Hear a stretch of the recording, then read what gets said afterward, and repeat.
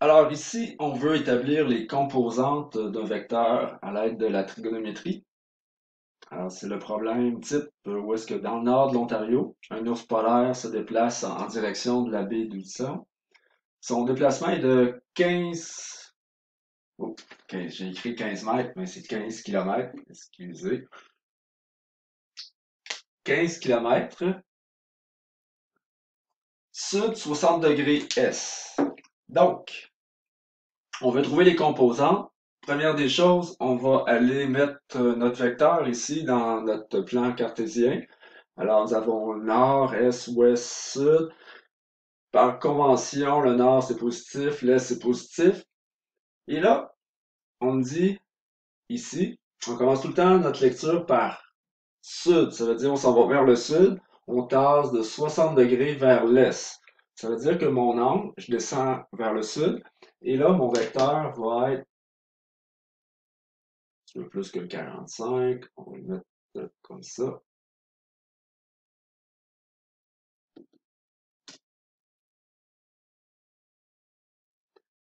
Dans ce cas-ci, l'angle est ici, le 60 degrés.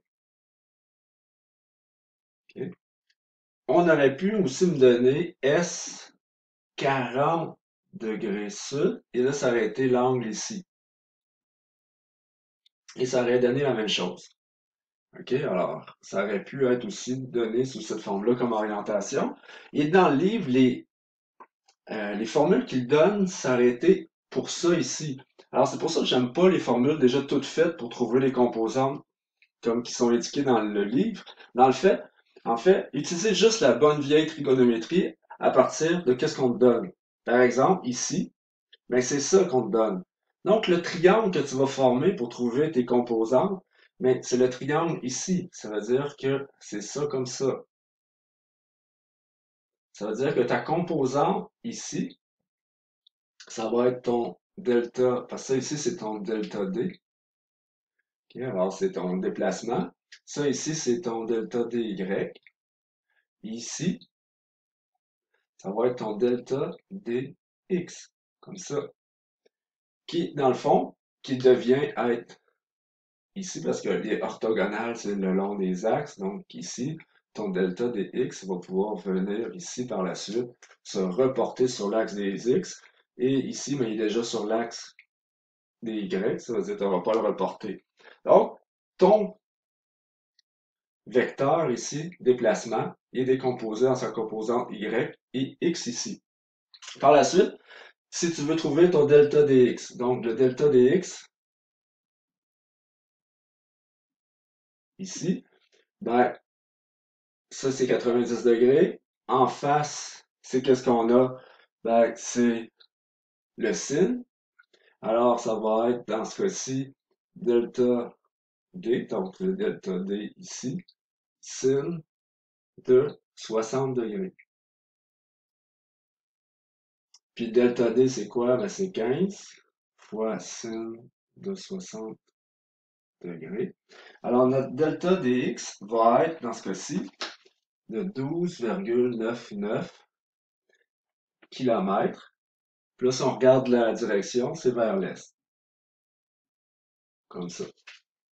Maintenant, mon delta dy. Là, bien sûr, je ne me suis pas encore soucié des chiffres significatifs. Là, delta dy, ben, dans ce cas-ci, c'est ça ici. Donc, c'est un cos. Donc, c'est delta d qui est mon hypoténuse fois cos de 60 degrés. Donc, 15 fois cos de 60. Et on obtient, dans ce cas-ci, 7,5.